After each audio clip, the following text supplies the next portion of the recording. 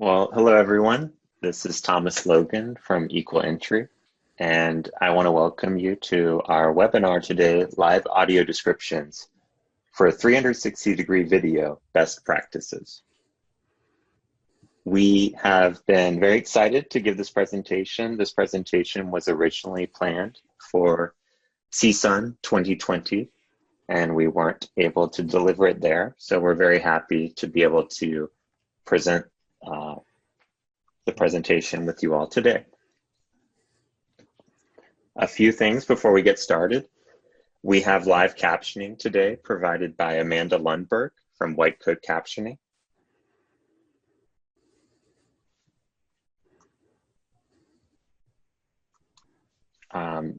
Is everyone able to hear me? I'm seeing a comment in the chat. If you can chat, if you can hear me. Okay, good.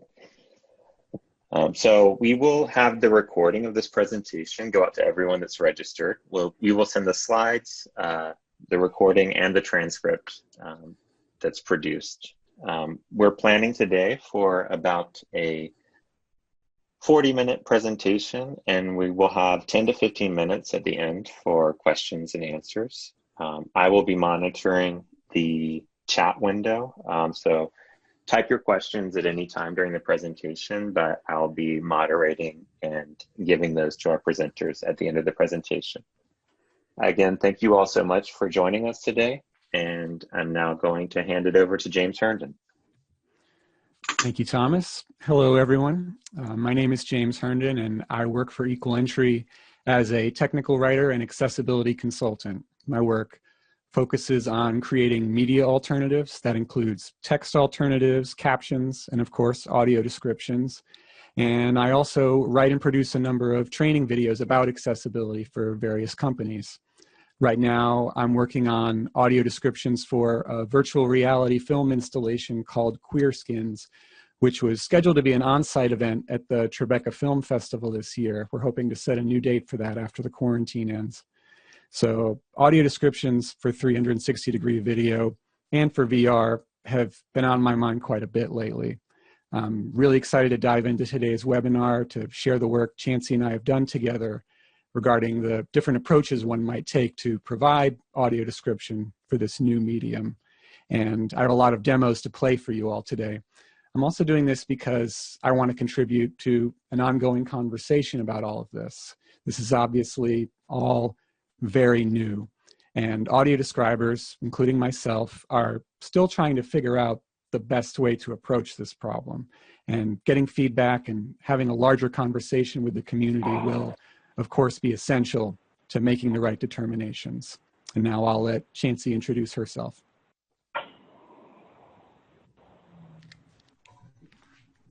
Hi, my name's Chancey Fleet. Hi, my name's Chancey Fleet. I'm an affiliate at Data and Society Research Institute and Assistive Technology Coordinator at the New York Public Library. And one of my interests around advocacy is visual interpretation and description of visual elements in media. And so I was really excited to have the opportunity to work with James to explore what it might mean to have more equity via live description or pre-recorded description inside an immersive 360-degree environment.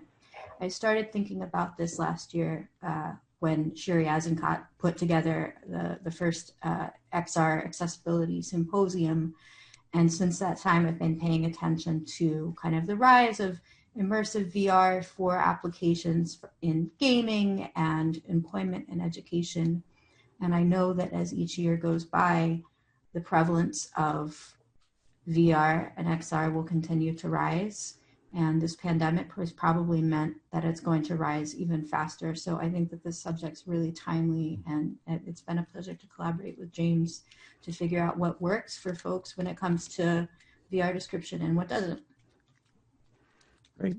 So moving forward, I imagine a question some of you might have off the bat is, why use live audio descriptions for 360-degree video? Under what circumstances could there be a benefit to having a live audio describer for content that was not originally designed with accessibility in mind? Could a live audio describer be useful for remediation and for non-remediation, just for the best experience?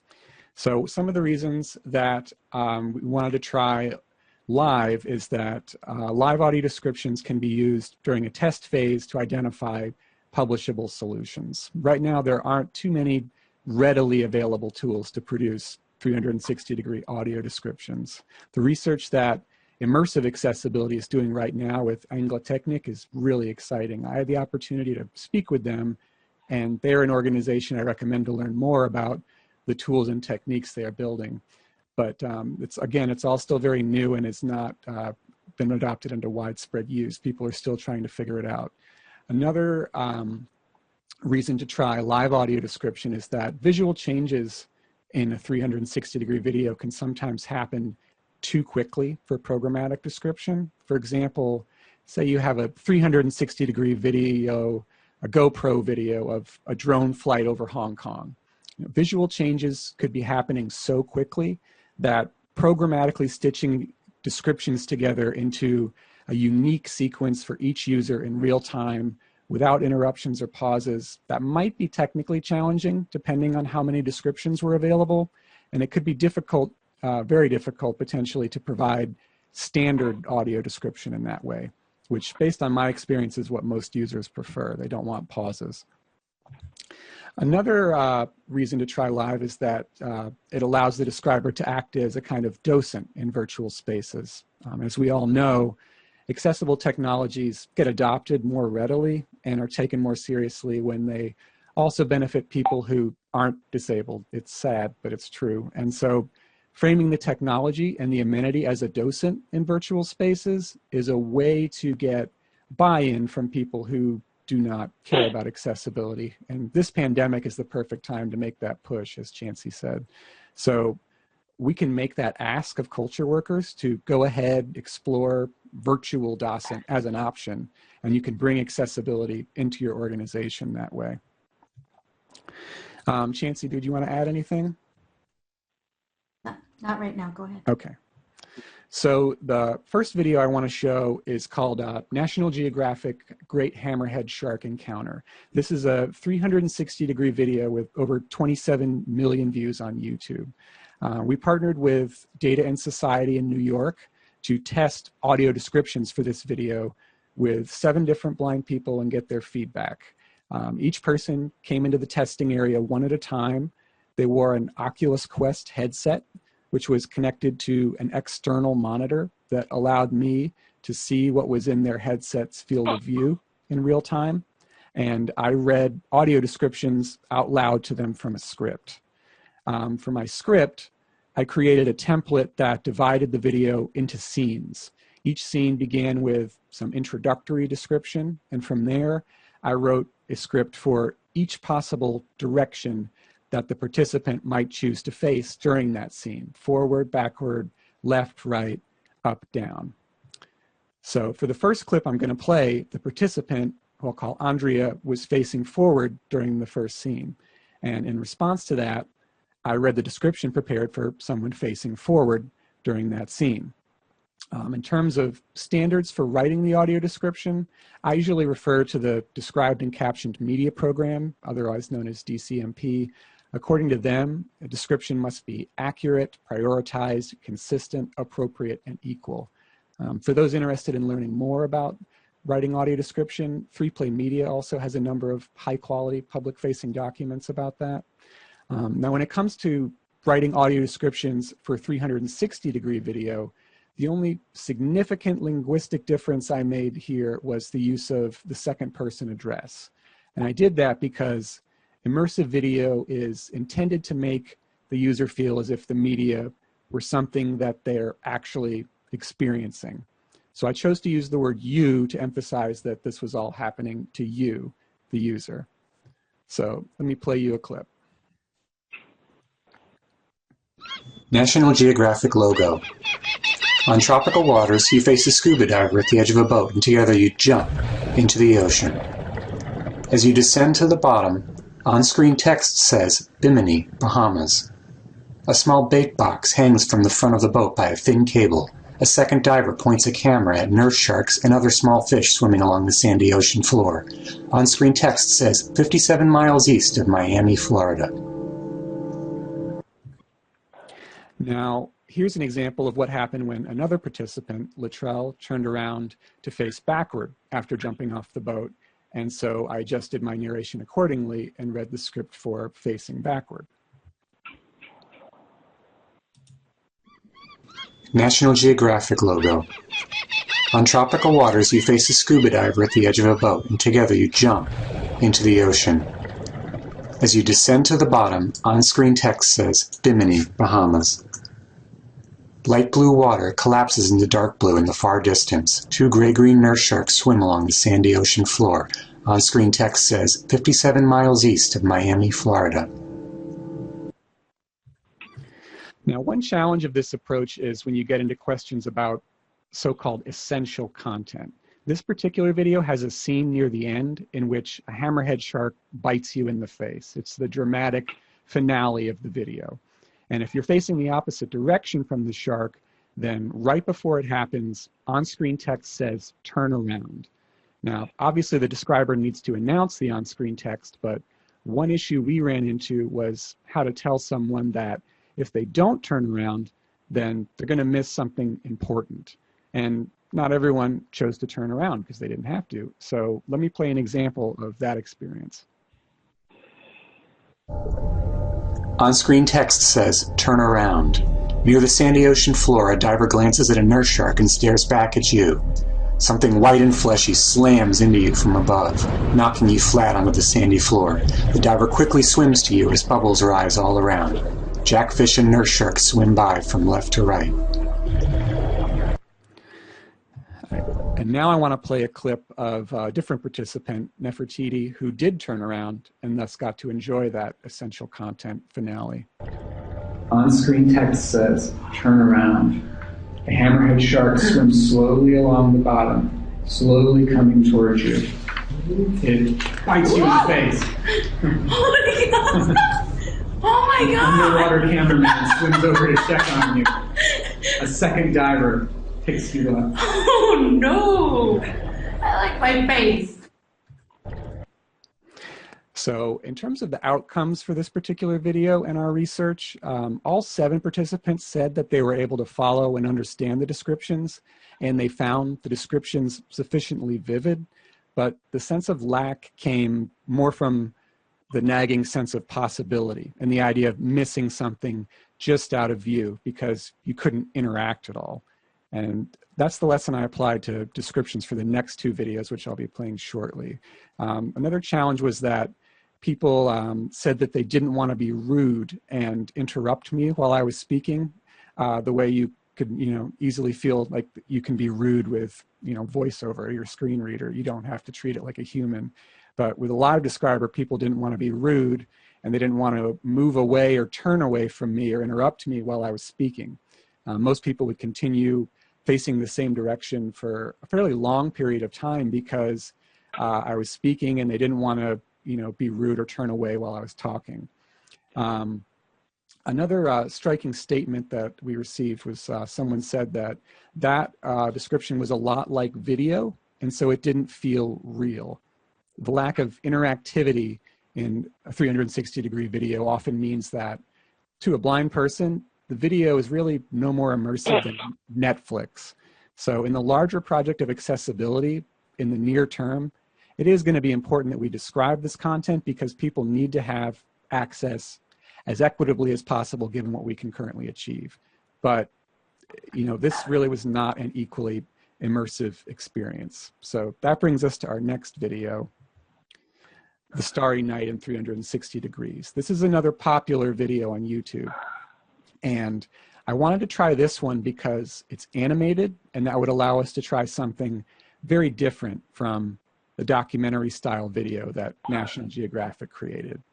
I also wanted to try this video because the video keeps you in constant motion as opposed to the relatively static position in the great hammerhead shark encounter. And we wanted to get a sense of what that experience would be like. I tested this video at Data and Society 2 using the same scripting approach as the great hammerhead shark encounter, but I also partnered with the Georgia Library for Accessible Statewide Services to test this video with 3 different blind employees there and get their feedback on what I call the optimal path approach to remediating a 360-degree video. And by optimal path, when I say that, I mean audio description based on a screen recording that deliberately seeks out the most essential content in a 360-degree video. Now again, this is a video that was not designed with accessibility in mind.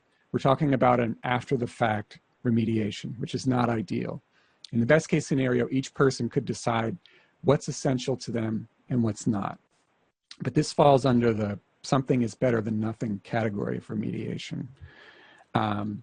In terms of the script template, I found doing this was almost nearly identical to writing standard audio description. I provided as much relevant detail as I could within the time constraints of each moment in the video.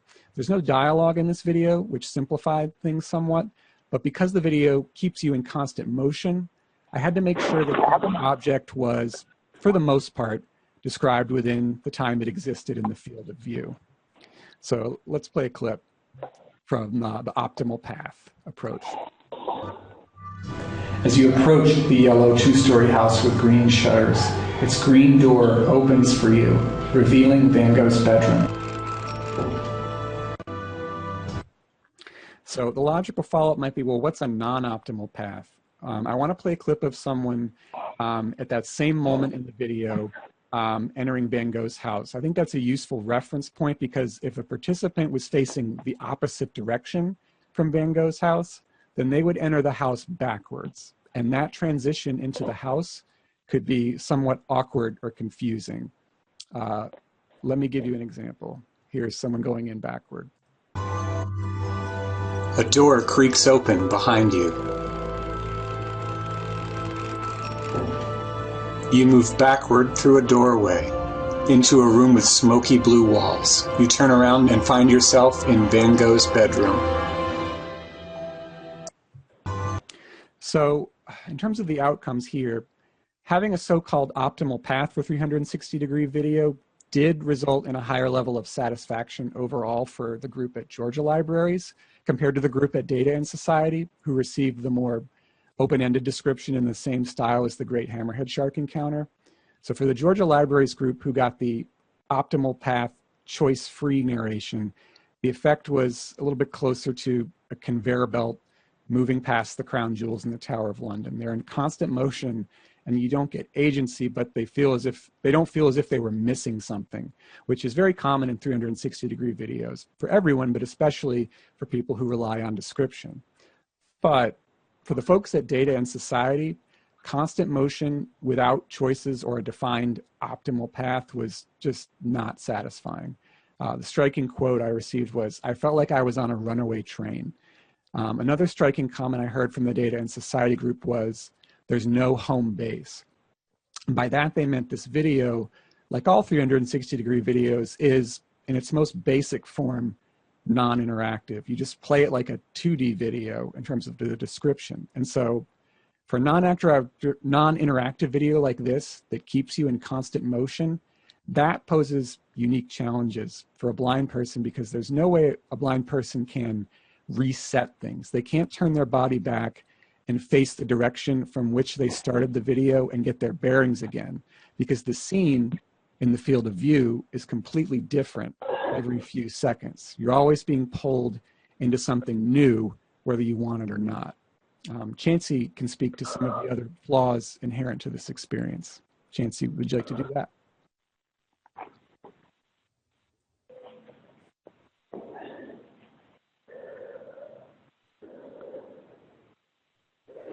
All right. Hi. It took me a second to unmute. So one of the pieces of feedback that we received from participants, and something that I experienced myself, is that although providing described access is unquestionably the right thing to do, and it's more equity than leaving a VR stream inaccessible, the illusion of immersion doesn't survive description. It's more akin to watching a movie that's described, where the action is moving and perhaps your perspective is moving, and then there's a describer who's doing the voicing. Someone commented that that it felt almost like television. And at first, I think James may have thought that that was feedback about his construction of description or style of description. But as we reflected about it, we realized that it is just a natural, to some extent, a natural limitation of the format. The description is going to be voiced. It doesn't bring the immediacy that visually constructed VR worlds bring. I think the bigger challenge that we have to face as an industry and as advocates is that most research and development for virtual reality is going straight into visual experience. And so if there aren't haptic experiences, if there aren't sonic landscapes and other non-visual ways of constructing environments, then even the best description that's crafted is going to become sort of analogous to description for film. The final video we did was technically virtual reality, given its interactivity. It was the Anne Frank House VR experience. And this is an app that's available in the Oculus store. It's also available for the Vive, and it allows you to explore the hiding space in Amsterdam that Anne Frank and her family lived in, which is now a museum. I tested this experience remotely with 3 people who are blind via Google Hangout. And for this particular experience, I was wearing the Oculus Quest headset and no one else was. They were only receiving my audio descriptions. And because I was wearing a headset for this particular test case, I couldn't simultaneously read a script, and so I had to memorize it. And the script template I created was organized by room. There are a total of 8 rooms in the house. And when a participant entered a room, I gave them a high-level visual summary of that room, and then a list of the selectable items available in clockwise order. And they could then ask for more detail about anything in the room if they wanted it. The first clip I want to play demonstrates the greater freedom of choice that this approach offered compared to the first 2 videos. This is for, the clip I'm going to show is for the first room in the tour. And you will hear Peter, the first participant, make a selection. And after that, the clip shows the second and third participants, Nefertiti and Chancey, making a selection from that same point in the tour. So here's the clip. A small, narrow room above an old factory, clean and well lit, with a shaded electric light on the ceiling, a narrow, descending stairwell to your right, and tables and bookcases covered in books and binders. The selectable items in clockwise order are a quote icon against the floral wallpaper to your left, a bookshelf displaying a hand icon with text that says, "Move closer to interact," and a quote icon against the closed window to your right. The first quote. Okay. Countless friends and acquaintances are on their way to a horrible destination. What would I'd you like to move closer to the shelf, please. Okay, I'm moving closer to the shelf. Okay, let's do the quote icon on the window. I'm selecting it now. Our hiding place has now become a true hiding place. So the second clip I want to show demonstrates the greater control over movement that this approach offered too. You aren't stuck in place and you aren't on a runaway train. There are 2 floors in the house and they both circle a staircase. So your exploration of the house can take a variety of paths, and the path you take is entirely up to you. This clip I'm going to show takes place just after we've passed through a secret door behind the bookcase from the previous clip. In this clip, I've already given the visual summary to Peter, and now I'm going to list the selectables for him. You'll hear Peter decide in which direction he wants to go, and then we'll cut to Nefertiti during her turn, deciding where to go, and then Chancey. The selectable items are a quote icon above a coat rack, a door at the end of the left path, as described, the door at the top of the stairs, a quote icon located halfway up the stairs, or the door directly to your right, or the door behind you through which you enter. Yeah. Okay. Let's first go through the door to the left. I'm opening the door. At the top of the stairs? Okay. I'm selecting that. Let's do the door at the top of the stairs. I'm selecting it now. The selectable item. So the outcomes for this particular video, Chancey and I agreed that this experience was by far the most satisfying for all the participants. Unlike 360-degree videos, the more interactive format of VR provides agency and choice. And even though it's a mediated experience, the combination of getting feedback about your movements and the layout not moving without you or before you're ready to move forward, and the ability to get the audio components of the experience in response to things that you do, all of this makes it seem a little bit more immersive. And hopefully there will eventually be a wide variety of simple modifications that people can make to a 360-degree video to create a similar sense of immersion and agency for blind folks that's closer to VR.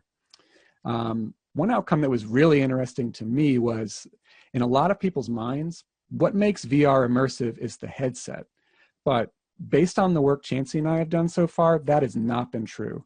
Because for the first two videos in this project, the Great Hammerhead Shark Encounter and the Starry Night by Van Gogh, all of the participants were wearing a headset for those experiences. But they didn't feel very immersed because the audio descriptions were no different than one-directional descriptions they receive when watching television. So they didn't feel any more inside the experience than they would while sitting on the couch at home with the TV on. But in the third experience, the Anne Frank House VR, I'm the one who's wearing the headset, and yet it still felt way more immersive to every participant, even though they didn't have a headset on. So that was when it became clear to me that what makes VR feel immersive is not the headset. What makes it feel immersive is the interactivity.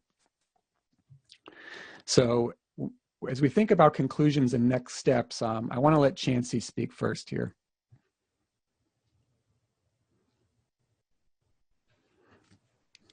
Thank you. One thing that I wanted to add is that in that last video that was played about the Anne Frank house, one of the ways that you can deepen your understanding of a visual landscape through description or interpretation is to dwell on an object. Part of having a gaze means not just moving through an environment at a set pace, but being able to dwell on little details. So, for example, in the Van Gogh video, we passed through the green door. Is it decorative in any way? Is there anything distinctive about the handle? And then there are countless objects in the Anne Frank house that an occupant would have had to dwell on because it was just a very small environment in which they lived their lives. And so one thing that emerged for me is that I think although VR description could perhaps be automated in the future to bring it to a level that's equivalent to what's available when you watch a film, in the same way that pre-recorded, pre-arranged description when you watch a film does deprive you of the ability to deepen your gaze and to question the description, I think live description for immersive VR has a potential to give you more autonomy about what you explore and the questions you ask. And so as we think about the future, and in particular, as we think about what VR accessibility might mean in this pandemic and what equitable access might look like, I think as we explore our virtual environments, it will be important to have a way to have live interactive description so that people who are receiving description can ask questions and examine things and zoom in, if you will, on things that are of interest, and similarly kind of zoom away or background their focus on things that they're not wanting to focus on. Yeah, and I want to reiterate Chancey's earlier point about R&D. I think it's very important to acknowledge that most research and development in VR is going toward visual rendering, and less is going toward high quality audio, for example. So in these particular videos, the audio is fine, but it's not nearly as exquisitely rendered in the way that the visuals are. And even less R&D is going toward haptics and representing touch or kinesthetic feedback.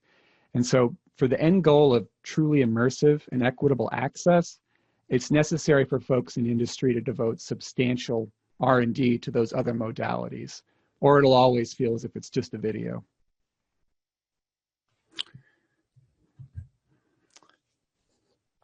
So we're happy to take some questions. And this is Thomas Logan here again. So I don't have any questions currently in the chat. Please feel free though to send us messages into the chat for any discussion points or follow-ups you'd like to have. I'll kick us off with a question for Chancey, just as far as the feedback of the working group of James working with Data and Society and the participants, any feedback on like lessons learned or things that could be improved, or recommendations for doing like future studies or research?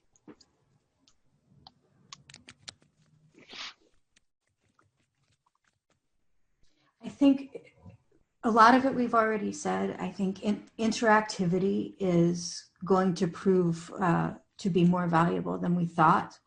I think having the first person experience of wearing a VR rig like an Oculus and making movements that correspond to your desired gaze might be less important than we thought. I think providing for different, if to the extent that there is automation, providing for different layers of detail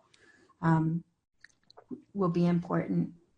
And I think the conversational nature of the interactive description,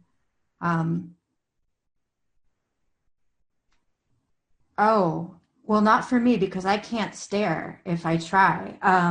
For people that have the ability to focus their gaze, then maybe, but that's actually a really Chancey, good point. could we pause just to read out the question?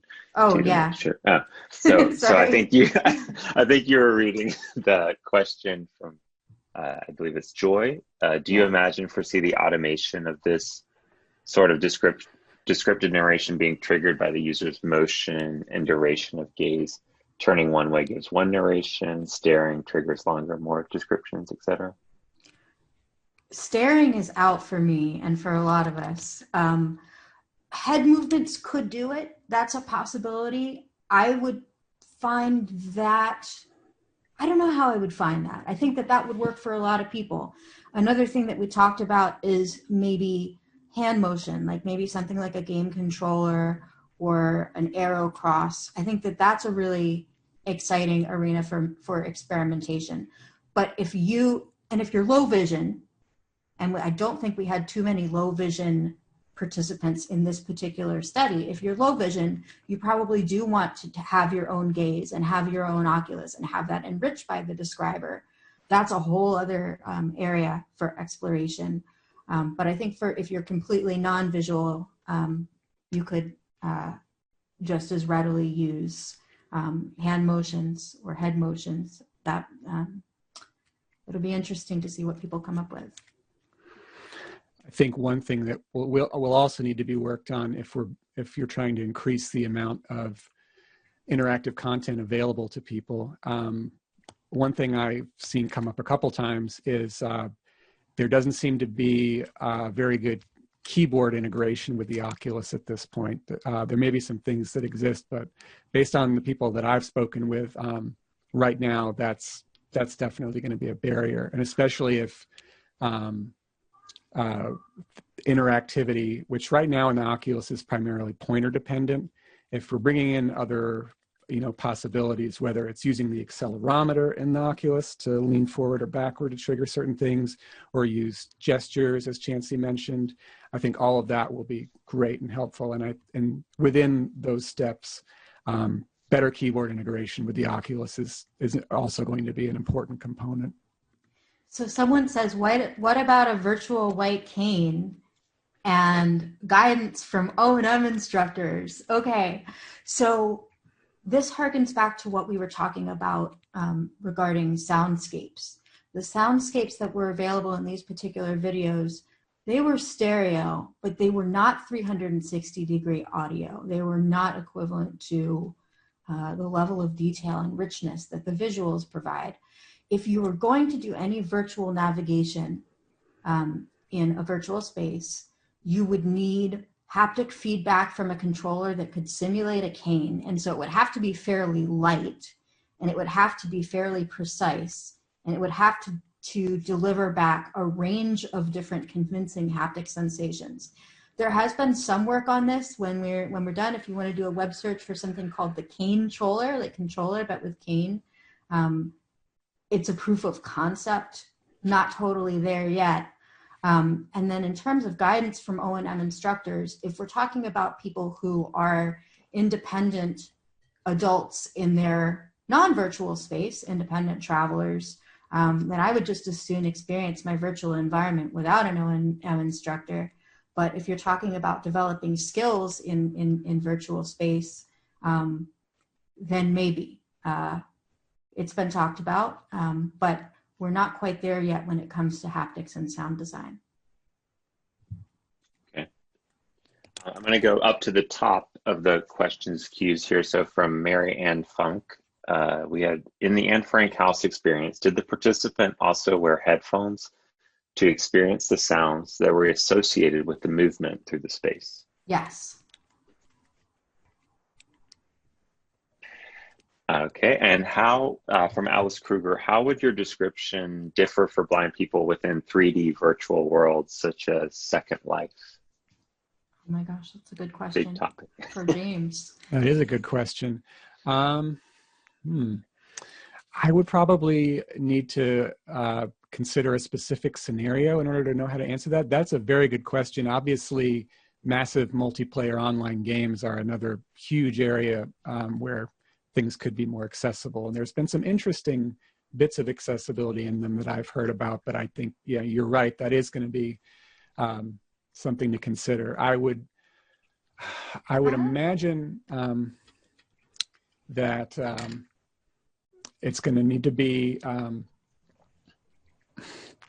there's probably going to need to be a couple different approaches you would take depending on the experience, because my understanding is those types of games have a wide variety of user experiences within a single game. It's not necessarily one path, one modality where you go through and do this. Some of these games have like a higher level meta game and then smaller mini games, and there's a variety of things all packed into one thing. So yeah, I'm not sure I can answer that. It might I think it would depend on the specific experience. Chancey, do you have any thoughts about what would be helpful?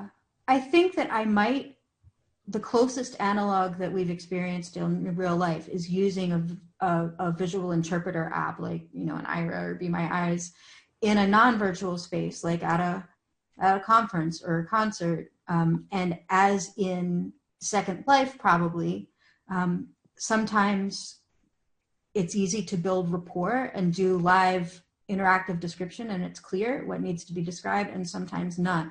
I would imagine that in Second Life or any other 3D environment that's interactive, becoming concise would get more important as more things are happening faster. Right. And a controlled vocabulary of asks and answers would start to be important, and it would be almost like working with an interpreter. It would have to be a live human connection at this point, I think, for it to fully succeed. There would probably also need to be a way for somebody to request additional, deeper information, particularly around terms. games often have their own world and their own set of terms unique to the game that somebody who's playing it for the first time might need more information about, but somebody who plays it every day is not going to want to hear those descriptions over and over. So I imagine it would probably involve levels of description. Great. We have a question from Charles Hall. Did any of the research describe sound effects like bubbles with the National Geographic shark experience or stairs creaking in the Anne Frank house? And go ahead, Chancey. No, go ahead. I was going to say in the National Geographic one, I mentioned the existence of bubbles going up and spreading, but I don't think, I kept my focus on, just what seemed to be essential in the visuals on screen, and the audio of the bubbles in that part did come through, but so I'm not sure if I'm answering your question exactly, but if a sound coming through in the earphones was occurring on screen, I definitely announced it, but depending on the situation, there were scenes when I chose to announce the sound, even though you couldn't see it, as in the Van Gogh one where I say a door creaks open behind you. But there was others where the shark one, where I say, you get slammed into from behind when the shark bites you from behind. I didn't want to say there's a shark biting you from behind, because to me that felt like I was taking too much liberty with my task, which is really just to describe what's happening on the screen. And on the screen, it's just you getting knocked over and something big and gray is over you. So I chose to just say, something large and gray is slamming into you here. So it circumstantially, I think I did it somewhat differently depending on the scene. Chancey, did you want to add anything? No, I think we're good on that question. Okay. All right, yeah, we've got a lot of questions, guys, so we'll keep going through here. So from Wale Sabri, what about using 3D audio for the audio description? So instead of saying something is on your right, you hear the description for it on your right. That's a good idea. Yeah, and I've heard it before. We should have mentioned it today. So that is feedback that we received, that we could cut down on unnecessary words by just spatializing the description itself. So that's an interesting possibility. Yeah, that's definitely an interesting possibility. I think, doing this well is going to require the assistance and input of audio engineers and people who work with sound professionally to create vivid audio experiences. And as I mentioned earlier, I think there's going to need to be significant R&D into ambisonic audio and making sounds feel as if they could be coming from any possible direction. While that technology does exist, I think the R&D to bring it up to the level of these extremely sophisticated visual interfaces, I don't think they compare. So I think there needs to be a lot more done in that space. I would reiterate my plug for immersive accessibility. Some of the stuff that they have done involves setting beacons in a 360-degree video, which you upload into their app in the cloud, and then you can then set certain beacons in your video, which when selected, they will pause the video, and people have different thoughts about standard versus extended description, like I mentioned. But that's something being worked on. But I agree absolutely with that point. There needs to be 3D mixing, I think, in order for this to truly approach something close to equitable. All right. And from Kali, has there been discussions on drawing from experiences of gamers who are used to navigating around auditory worlds, either in mainstream video games or complex audio games? Yes, we did talk about that with our participants, and thank you for pointing that out. I was just thinking to myself when we're talking about designing soundscapes, there's a lot that we can learn from sound designers in games in general, and there's also a lot that we can learn from blind gamers who have been experiencing virtual worlds non-visually in a way. Yeah, and I agree with that. Most AAA games are mixed for stereo to 3D sound now. Maybe not necessarily 3D, but mixed to where everything pans depending on the direction you're facing in the game. That's become almost commonplace in new releases. So that is definitely an area where we could learn a lot. If I can just throw in a random thing, when we are done with our Zoom, if everyone goes to your search engine of choice and look up virtual haircut, the virtual haircut, in my opinion, is one of the most concise and effective demonstrations of the difference between regular stereo audio and a really 3D immersive experience. You're going to get exactly what it sounds like. You're going to think that you're sitting in a barber chair. So we have a lot to learn from immersive sound design. So another question from Peter Slayton. For the Anne Frank video, how varied was the time each participant spent in the house? That's a good question. We tried to keep it to maybe around 30 minutes or so. There's another option in the app called story mode that is a fixed path that takes you through room by room by room and reads you everything, and that is about 25 minutes.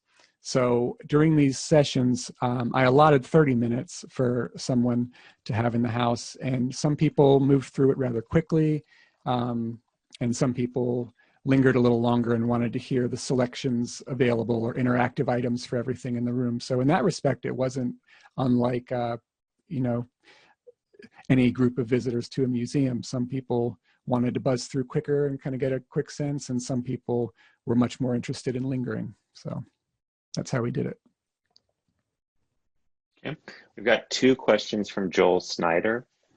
First question, some research in Europe and in my experience suggests that immediacy is a result of the use of vivid language and the quality of the voicing of the AD, i.e. not sounding red, but more like a friend chatting with you. Was this considered? It was considered. That's a great point. Professional audio describers are true artists in and of themselves, and I am a researcher and a accessibility specialist, but I am not a pro audio describer. I do the writing, but I do not normally do the performing. So that's a great point, and I think maybe Chancey could speak to whether or not a significant difference would be, if she can envision a significant difference, if someone was not reading from a script off a page, but were essentially performing the description very well. I don't think I have a fully set opinion on this. I think that interactive description by its nature is better when there's rapport and it's not performed or read, it actually is conversational. So if we're talking about interactive live description, which is beyond the bounds of what we did in this initial research, I think that establishing that real rapport is important. And yes, I think that when description is scripted in advance, a performed affect that's a little bit more intimate or immediate is preferable to a performed affect that's like narrated or seems like it might have come from a newscaster. I think that's true.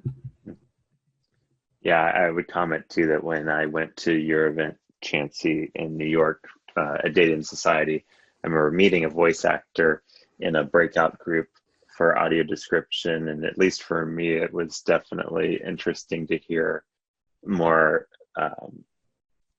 more style in the delivery than what I've been used to, and definitely what we do in our work.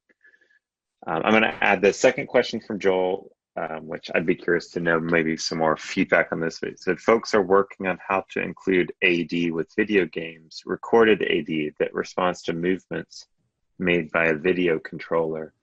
Do you think your work might have implications for AD during video games? I think so. That's a good point. I was recently reading about the AI integration that is planned with PlayStation 5 and how they want the system to be able to answer questions or jump in as sort of a helper in different games, where if somebody has questions, the game can respond or answer to them more dynamically, but also offering a lot more in terms of assistive technology, whether it's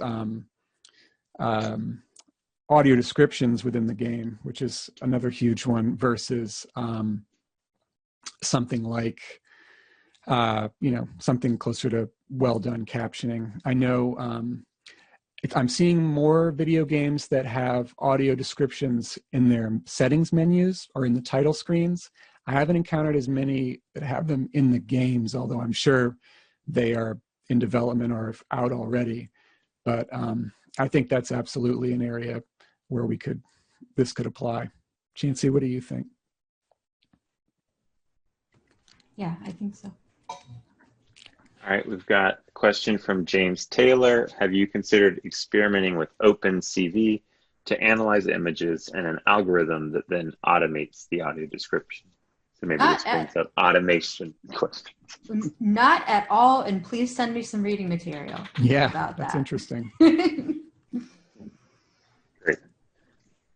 I think we're not quite there yet with computer vision. I think that if we think in the medium term, 3 to 5 years, that gets more possible and more realistic every day. I don't think we're there in the next 2 years, but it's a fascinating field. And then I see we had a question, sorry, I skipped it, from Celine Elliott. What have been the barriers pre-COVID-19 to this being more widely adopted? Is it cost or more information awareness? If I can speak to that for a second, we're not even there as a blind community about still graphics. We pretty much understand that we have a right to alt text and textual accessibility on the web, but we don't all even push that hard for equal access to diagrams and video. I think many of us mostly are living in sort of a text-only world. And that's starting to change with the concerted effort that we've started to make towards getting video providers for entertainment, at least, to describe their content. We're not quite there yet when it comes to employment and educational settings. There's so much undescribed video content out there. So I think part of it is that we as a community have not dreamed to demand it yet. And often reflexively, when we hear about VR, we know full well that it's not going to be accessible. So we don't try to visit, we don't push back, and we don't demand. And I think that we have to confront the reality that we're doing that, and that we have to invite ourselves into those spaces, and we have to request and then perhaps even demand the access that we require. Because, historically, media creators don't offer access if they're not compelled to do so or convinced to do so. Great. Well, I think this is a great way to end the presentation today on a note of us, all collectively advocating, for more work and more of the future here. I did want to mention there was several nice resources linked into the chat today. I will annotate, or we will annotate, the information that we share out after this call to also include some hyperlinks to some of the great resources that you all have mentioned in the chat. If anyone else wants to include some things in the chat, please do, and I will use that to help annotate sort of interesting areas to continue further exploring this topic. Want to sincerely thank Chancey Fleet and James Herndon today for their awesome work. As I said, we're really happy to finally get to share this. This was planned for CSUN 2020 this year, and now that we have this information out, we hope and we thank you for your participation today, and we want to keep working on this and moving it forward. And we appreciate any feedback you share with us. So thank you very much for attending today, and be in touch. Thanks, everyone.